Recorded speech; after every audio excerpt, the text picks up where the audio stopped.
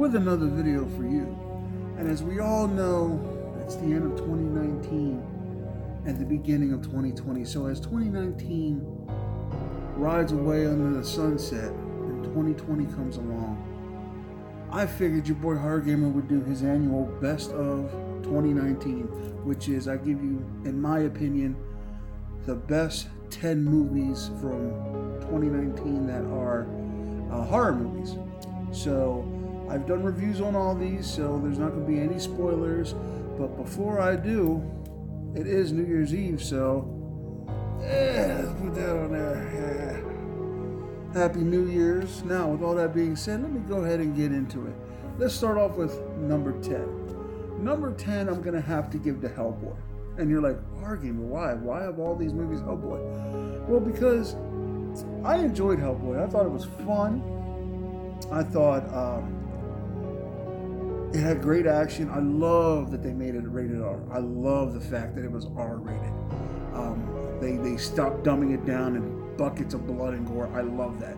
And I'm going to be honest with you. David Harbour did a damn good job as Hellboy. I enjoyed him as Hellboy. Now, will I say his performance was perfect?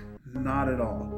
There was a few scenes in this movie where you can tell his delivery of dialogue was just forced. Like he was forcing it to go through. And it kind of killed the scene for me. There wasn't many, but there was a few. So that's why Hellboy hits number 10 on this list. Number 9, I'd have to give it to the Banana Splits. Now listen, growing up, your boy Horror Gamer watched the Banana Splits, and there was nothing scary about this movie.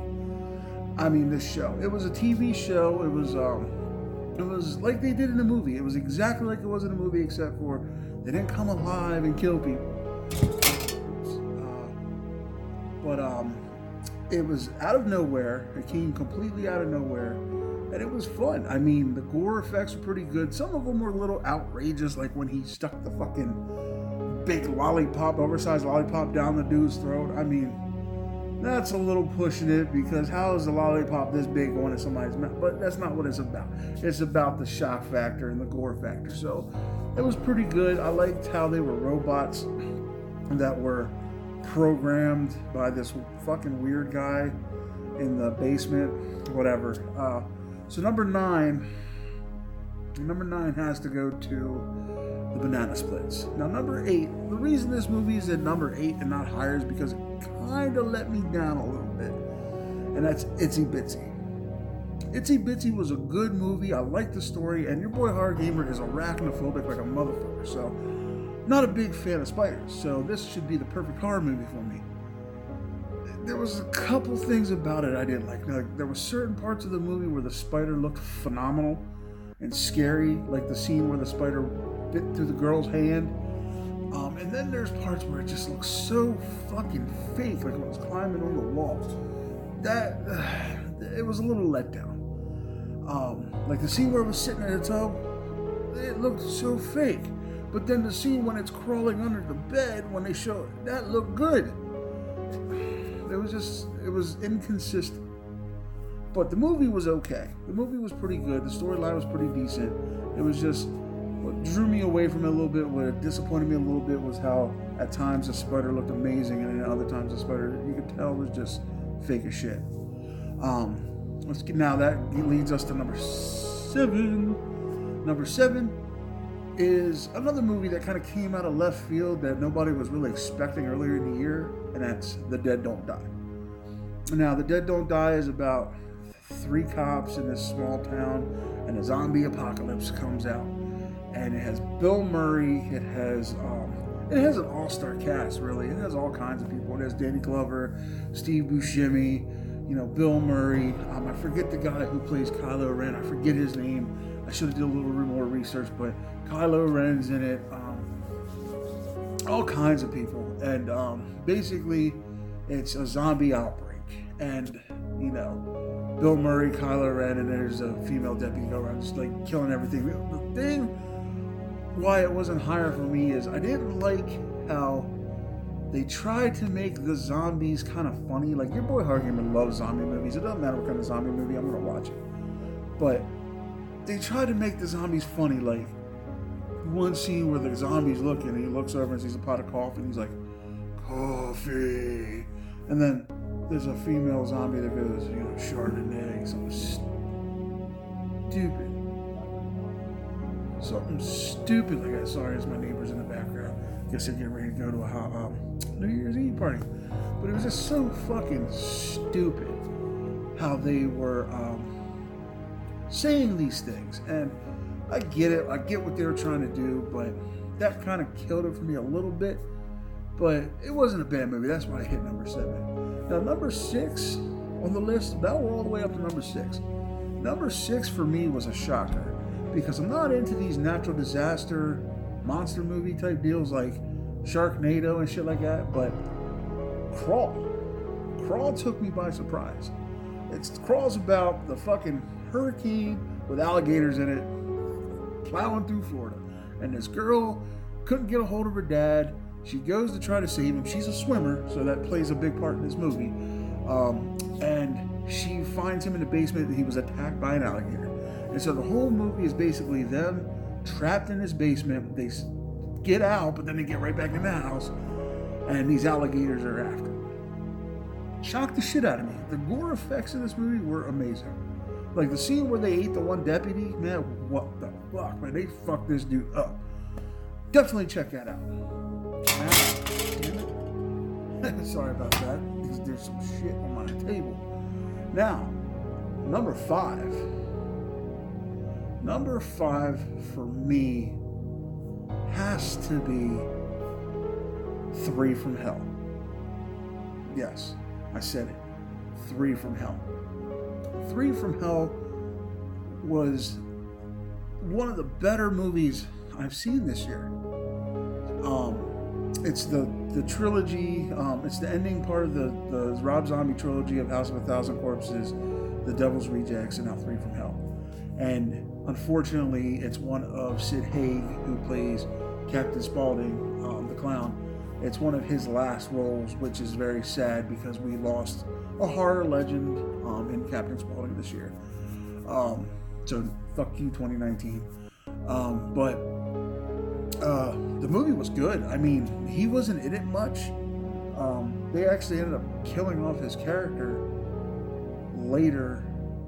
I mean, like, they ended up killing off his character early in the movie, so that's how they explained why he wasn't there, was because he ended up getting the electric chair or something. They show him in the beginning of the movie, and then they have a little piece of dialogue where it says, Captain Spaulding, blah, blah, blah, electrocuted, time of death. And then it goes with their cousin. So it's them going to Mexico, and they just trail blood and gore along the way. So number 5, definitely 3 from Hell. Now, number 4, I'm going to have to go with Zombieland Double Tap. Zombieland, listen, one of my favorite movies of all time is the original Zombieland. So when I found out they were making a Zombieland number 2, your boy Hard Gamer was all over that shit.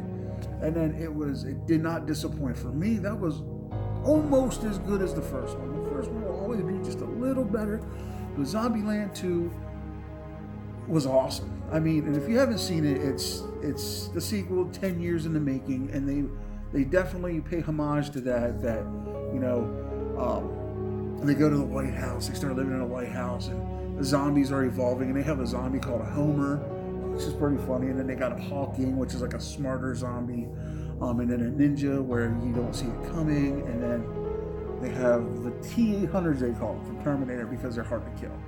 So it's basically them, Wichita and Little Rock leave, and then Little Rock ends up leaving Wichita with some kind of fucking Barkley or whatever, and they go to this place called Babylon.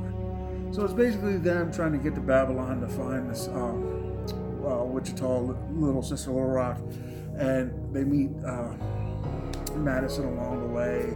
You just gotta watch the movie. I'm not gonna give anything away. It's just fucking funny. The movie's fun. It's an hour and 40 minutes of just straight up zombie thought. Now, number 3, The Curse of La Llorona. The reason The Curse of La Llorona is on this list is because it hits close to home with your boy. Your boy Horror Gamer is half Mexican. So, there's a lot of nostalgia from this movie to me. Because when I was little and I was bad, my mom would always say, behave or La Llorona's going to come get you. And it always scared the shit out of me. Basically, La Llorona translates into the weeping woman. It's about a woman who drowned her kids when she was younger, and she ended up drowning herself in grief. Well, now her ghost sits behind, and if you're walking along a shoreline and you hear the weeping woman, get away or she's going to pull you in and drown you. It's basically an urban legend to scare children into behaving. At least it worked on me. So yeah, the movie, amazing. For me, it just really hit close to home because I am half Mexican and I heard this urban legend a lot in the past. So definitely check out The Curse of La Llorona. That's number 3. Number 2. Now, with number 2, I know I'm going to catch some backlash from this. But you know what? It is what it is. For me, number 2, Child's Play. Yes, I said it. Fucking Child's Play. This movie shocked the shit out of me how good it was.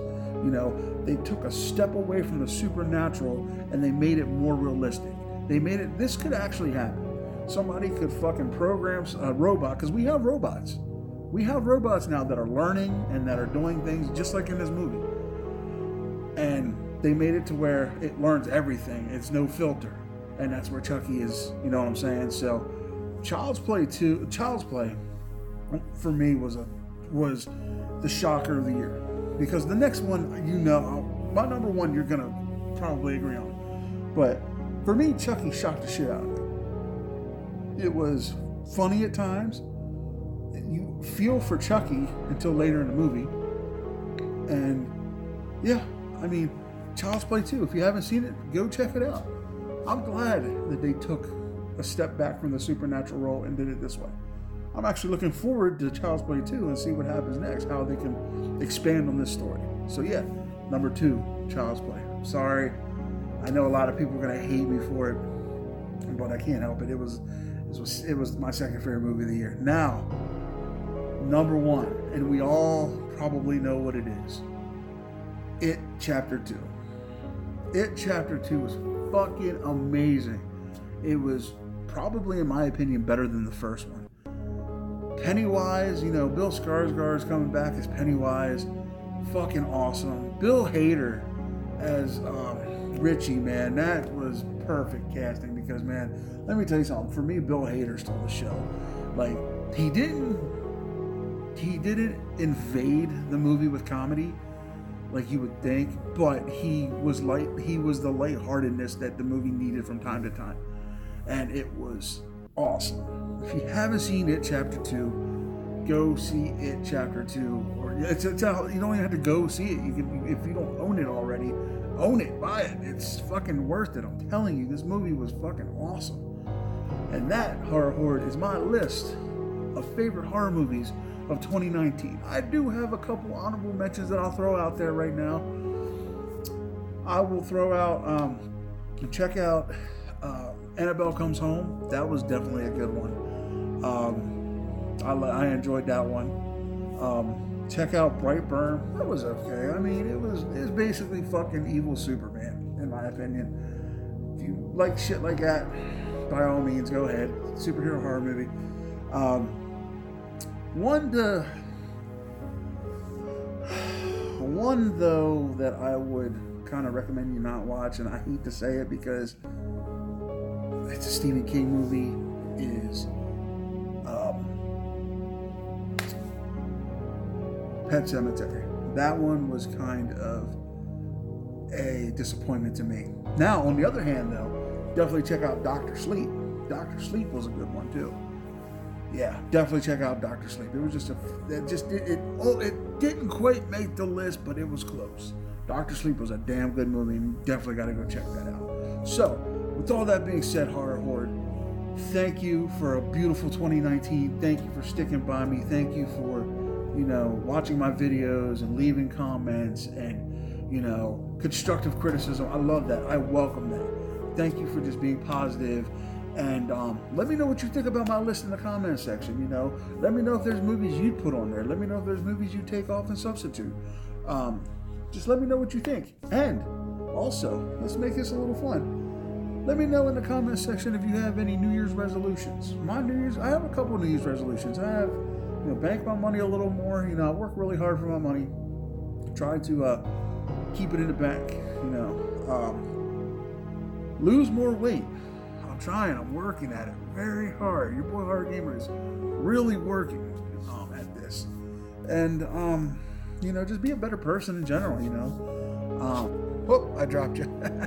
Be a better person in general. That's pretty much the way of it. I want to work at being a good person and helping people out in need. But yeah, so let me know in the comment section if you guys have any New Year's resolutions. And we'll go from there. All right, Horror Horde, with all that being said, this has been your boy Hard Gamer saying, as always, I love you. 2020 is going to be a big year for the channel. I got the Walking Dead Definitive Collection. I'm going to do playthroughs for that. I'm going to do a comic review for you on The Walking Dead Compendium 2. Just finished it, so that's going to be coming out in the next few days. Starting the Compendium 3. A lot of stuff. There's a lot of stuff coming to the channel, so be ready. 2020 is going to be a big year for Horror Gamer and the Horror Horde. We're taking over, guys. All right. With all that being said, thank you. I love you. Bye-bye 2019. Hello 2020. This has been your boy Hard Gamer saying, as always, don't fear the darkness, embrace it, and Happy New Year.